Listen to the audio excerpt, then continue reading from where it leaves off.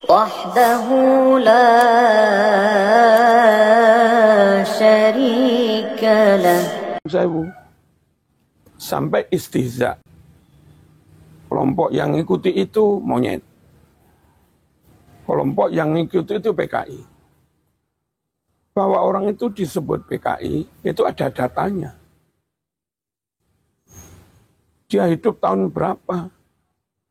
Orang lahir tahun 60. PKI meletus tahun 65. Orang itu masih umur 5 tahun. Mana mungkin orang umur 5 tahun disebut aktivis PKI. Apalagi si Ustadz itu lahir tahun 70 sekian. Buyar sudah PKI. Lalu orang itu dituduh jadi PKI. Mohon menvonis orang tanpa bukti ngawur. Itu juga nggak benar. Dan kalaupun dengan vonis ini berhasil menframing, menang di framing, maka nyun sewu, ke depan ini nggak baik untuk Islam.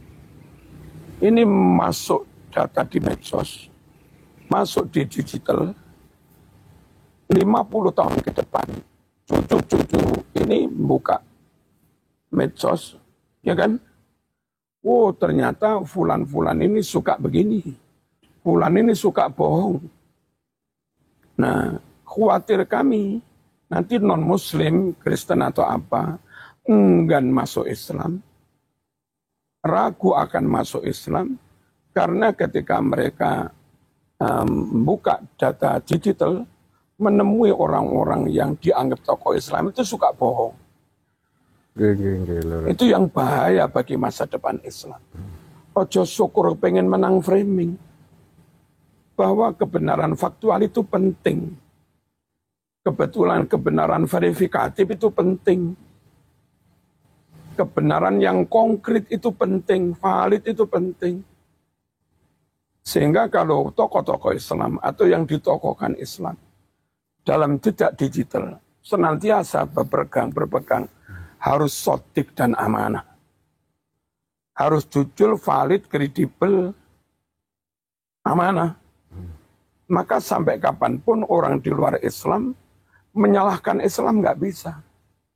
Meragukan kebenaran Islam nggak bisa. Karena semua tokoh Islam berkomitmen haram. Goroh sak rambut saja haram. Khianat sak rambut saja haram. Nah kalau kita suka pengen menang-menangan, menuduh orang saenak dewe tanpa bukti, tanpa fakta, sekali lagi ke depan ini nggak baik untuk Islam. Makanya Muhammad Abduh pernah bersinyalemen, al-Islam mahjubun bil muslimin. Islam itu malah terhijab, sulit dakwahnya diterima orang. Ya kadang karena perilaku umat Islam begini yang kurang ilmiah, ngawur. Jadi ayo jangan berorientasi, sing penting menang, ojo. Ayo berorientasi nawa itu nyari kebenaran. Kalaupun akhirnya yang benar itu A dan kita salah, ya gentle kita akui kita salah. Mending kita ngakui kesalahan tapi akhirnya memihak pada kebenaran. Daripada tetap merasa menang tapi ternyata ada di kebatilan. Imam Syafi'i kalau munadzarah, diskusi, debat, seminar, terus ternyata nyun sewu musuhnya ini kalah. Dan mengakui dengan gentle kebenaran Imam Syafi'i. Imam Syafi'i malah takut pada orang ini. Dihormati sebegitu rupa. Orang ini wali Allah. Di depan umum demi hak. Dia nggak malu mengakui kesalahannya. Berarti benar-benar orang ini nyari hak. Dulu itu akhlak orang munadzarah itu kayak begitu. Jadi Imam Syafi'i malah hormat banget kepada pihak yang ngaku salah. Nah, perkara sekarang nggak begitu, berarti ada indikasi yang dicari bukan al-haq.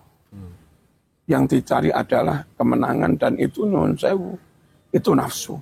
Kepentingan. Itu kepentingan, itu setan. Mohon, jangan gampang menerima fatwa bunuh. Awas besok dihisab. Terus kalau masih sama-sama bersyahadat, nggak bisalah kita saling mengkafirkan.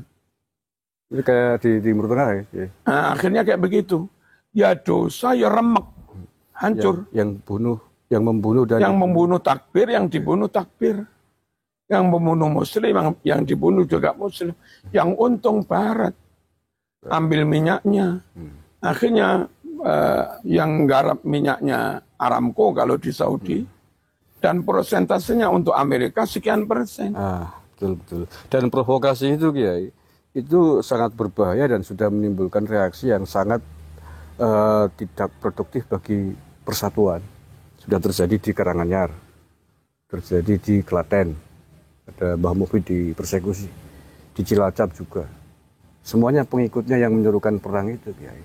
Artinya kalau itu dibiarkan, niscaya akan terjadi hal-hal yang serupa di tempat lain. Nah, pihak-pihak yang merasa dituding PKI, dilecehkan, atau dianggap halal darahnya, kan tentu tidak mungkin berdiam diri, Kiai. Kan ada kewajiban membela diri juga kan, Kiai. Walaupun kalau kemudian ini diladenin ya, resikonya pertumpahan darah sesama Muslim itu, Kiai. Nah, untuk mencegah itu, menghindari itu, mestinya negara itu kan bertindak ya. Kalau menurut kami waspada itu penting. Bersiap-siap juga penting. Tapi sungguh berkuar-kuar dari pihak manapun itu nggak baik. Tirulah kucing yang membidik tikus. Dia mesti diam, senyap, silent, mengendap-endap. Tiba-tiba sit gitu ya. Tiba-tiba set, tikusnya kenyang. Santri bodoh, ono santri putri ayu, ngomong neng koncone, aku pengen cakui. Aku pengen cakui pengumuman. Diambil orang. Begitu bulan depan kau lamar, sudah jadi istri orang.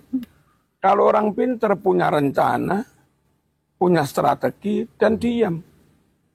Tapi diam-diam dia bersiap. Nah, kafus so'il, berupaya keras menolak, menghindarkan terjadinya kejahatan terhadap diri kita ataupun orang lain, itu wajib. La dororo wala diror. Tapi sungguh bijaksana. Ono laler, ojo sampai dikepuk karo linggis. Itu juga penting. Ojo sampai gara-gara laler, lamu mau kepuk karo linggis. Laler rung mesti kena, lamu rung mesti kena. Baduke nyonyor. Nah, sungguh menjaga persatuan itu penting juga. Menjaga situasi kondusif itu penting juga. Tapi membela diri penting juga. Nah, itu tadi, tirulah kucing. Diam-diam kita punya kekuatan. Kalaupun latihan pun mungkin, saya nggak usah pakai identitas.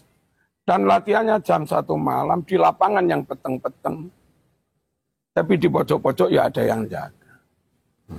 Dan sudah matur kepada aparat kami akan melakukan latihan apa. Nggak muncul di medsos, nggak muncul di mana-mana.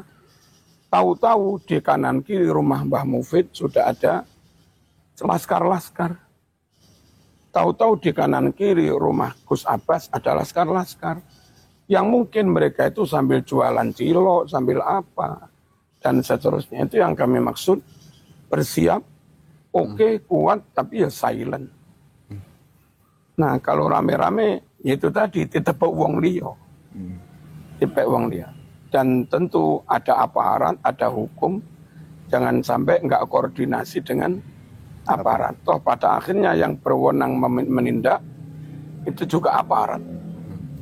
Terus Kiai, akhir-akhir ini kan khususnya PBI LS ya, di sejumlah wilayah bergerak melaporkan provokasi Rizik Syihab itu terkait provokasi perangnya itu, termasuk di Banyumas kita baru saja melaporkan kemarin, hari kemarin. Menurut Kiai gimana nih strategisnya?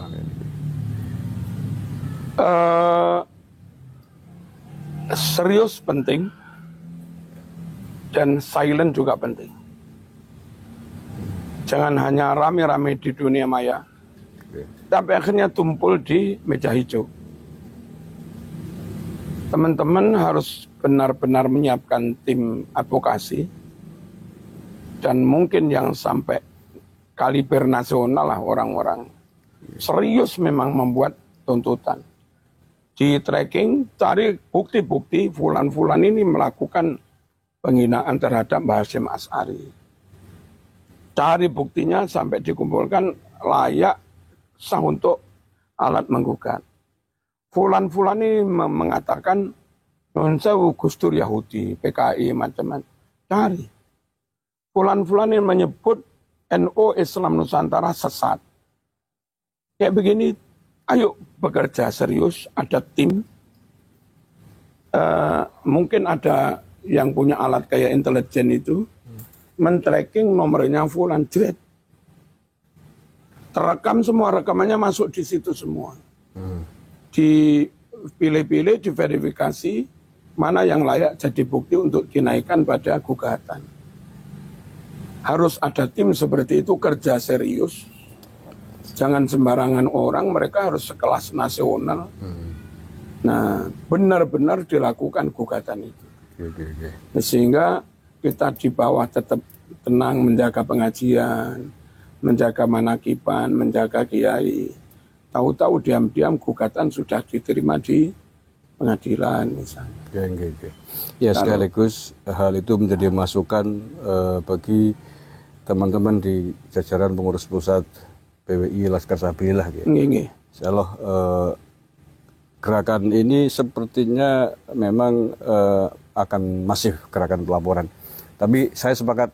Terus kayak Nyun Sewu, benar-benar kumpulkan data sebanyak-banyaknya, baik data yang ada di Nusantara, juga data di Leiden, tentang status orang-orang atau tokoh-tokoh.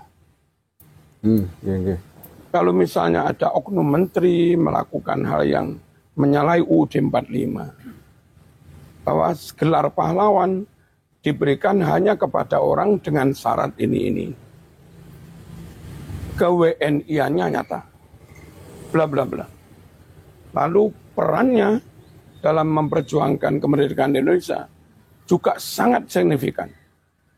Nggak mekur tokoh ecek-ecek di satu titik. Itu lakukan semacam somasi atau apa. Lakukan mungkin ke KY atau mana. Supaya itu nggak lanjut. Kalau memang benar-benar nggak memenuhi syarat kepahlawanan seseorang. Kalau orang diajukan jadi pahlawan hanya karena keulamaannya, abai terhadap status WNI-nya, maka Nun Sewu, kenapa nggak Imam Syafi'i yang diajukan jadi pahlawan? Yang nyata lebih alim.